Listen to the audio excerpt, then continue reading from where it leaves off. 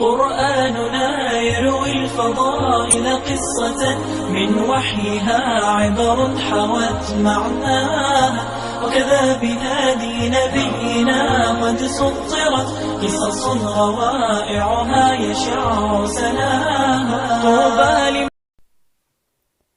Au nom d'Allah, que la bénédiction et la paix de Dieu soient sur notre prophète Mohammed ainsi que sa famille et ses compagnons.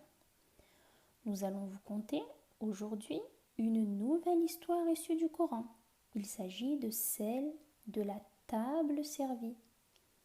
Il était une fois, il y a bien longtemps, un noble prophète faisant partie des prophètes d'Allah Azza wa Jal. Il se nommait Isa alayhi salam. C'était un homme beau et aimé des gens depuis son plus jeune âge. Lorsqu'il grandit et devint l'un des prophètes d'Allah subhanahu wa ta'ala, il partit parcourir le monde pour appeler les gens à adorer et se soumettre à Allah Azza wa Jal. Certaines personnes, au cœur pur, ont accepté de le faire et se sont donc mis à adorer Allah avec Isa alayhi salam. Ce dernier les amena avec lui pour inviter les gens à adorer Allah Azza wa Jal. Il se réjouissait à chaque fois que de nouvelles personnes acceptaient de le faire et s'attristait quand Isa éprouvait de la peine quand certaines personnes rejetaient son message et désobéissaient. Ce groupe de croyants voyageait en compagnie de Isa alayhi salam, de village en village pour inviter les gens à adorer Allah Azza wa Jal. Un jour, Isa alayhi salam leur fit une belle proposition. Que pensez-vous de jeûner durant 30 jours, puis d'invoquer Allah pour voir en contrepartie l'ensemble de vos invocations exaucées? Et Allah, loué soit-il, vous réservera des récompenses et bienfaits auprès de lui.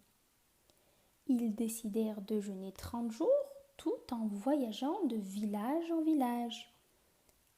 Après 30 jours, ils arrivèrent dans un désert sans trace de nourriture ni d'eau. Ils souffraient de la faim et de la soif et dirent à Isa alayhi salam: nous avons jeûné durant 30 jours et Allah Azza wa Jal nous a réservé des récompenses et bienfaits. Pouvons-nous lui demander de nous accorder quelque chose de plus? Vous vous demandez ce qu'ils ont souhaité. Ils demandèrent quelque chose de très surprenant.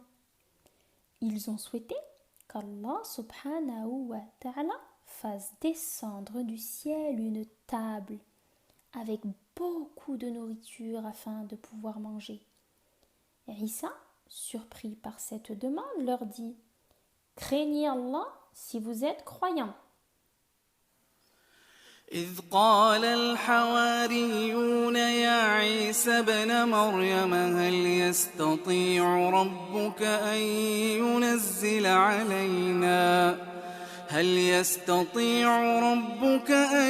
ينزل علينا مائدة من السماء قال اتقوا الله إن كنتم. Ce qui signifie craignez Allah et ne lui demandez pas ce genre de choses, car le croyant doit travailler pour sa subsistance et s'en remettre à Allah. Il fait le nécessaire et travaille dur pour obtenir une subsistance licite. Ils lui dirent: nous voulons de la nourriture car nous avons faim depuis plusieurs jours. Nous sommes ici dans un désert sans eau ni nourriture et nous voulons manger afin de pouvoir encore plus adorer Allah Azza wa Jal et nous soumettre à lui. قالوا نريد أن نأكل منها وتطمئن قلوبنا ونعلم أن قد صدقتنا ونكون عليها من الشاهدين. Quand le prophète Isa vit leur insistance pour obtenir une table bien garnie du ciel, il invoqua Dieu d'accéder à leur demande. قال عيسى ابن مريم اللهم ربنا أنزل علينا مائدة من السماء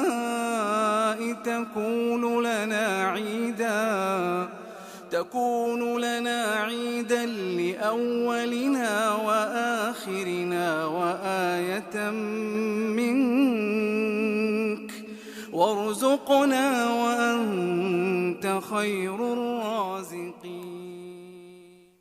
Allah répondit à l'invocation de notre prophète Isa alayhi salam. Il l'informa qu'il allait faire descendre une table garnie du ciel pour conforter leur cœur, leur foi et les encourager à se soumettre encore plus à lui. Mais il les avertit que tous ceux qui verront ce miracle et mécroiront, par la suite recevront un dur châtiment jamais infligé auparavant. قال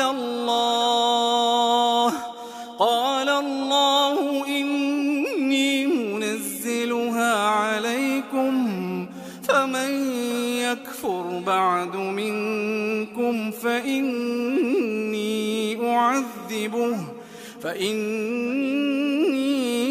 أعذبه عذابا لا أعذبه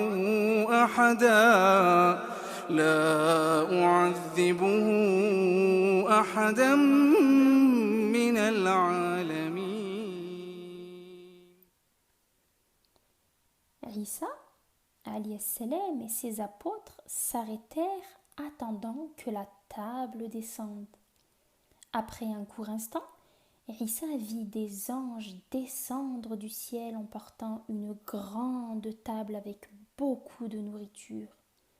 Les anges continuèrent à se rapprocher jusqu'à déposer la table sur le sol sous les yeux de Isa et des apôtres.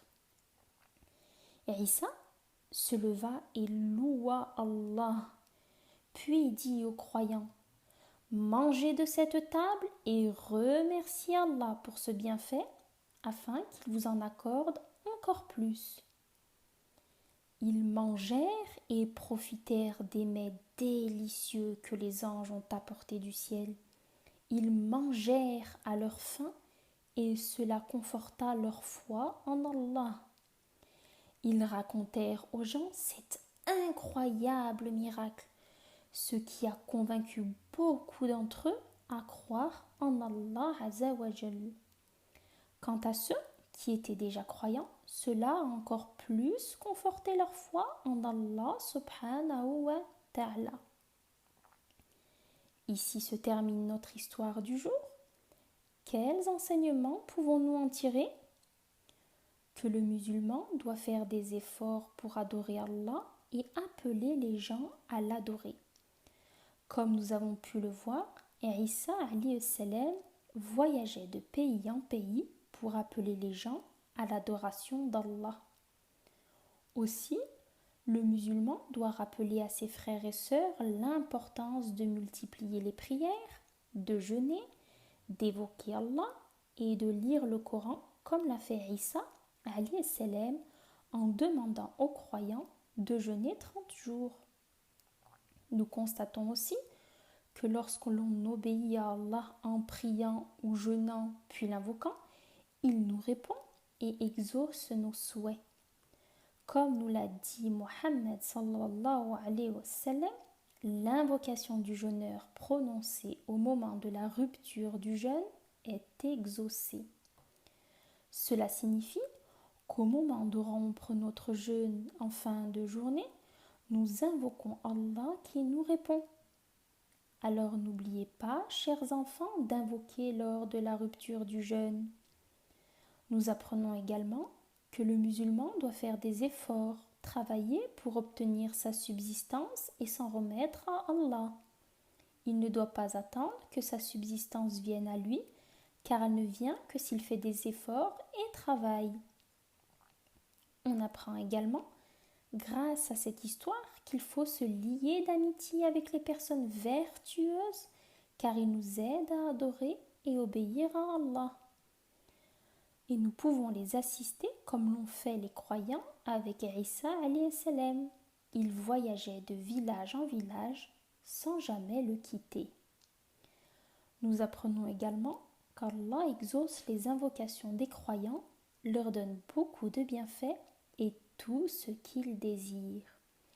Donc, si on souhaite quelque chose, il faut se tourner vers Allah et l'invoquer, surtout lors de la prière, plus précisément lorsque nous nous prosternons, comme nous l'a enseigné le prophète Mohammed, que la paix et les salutations soient sur lui.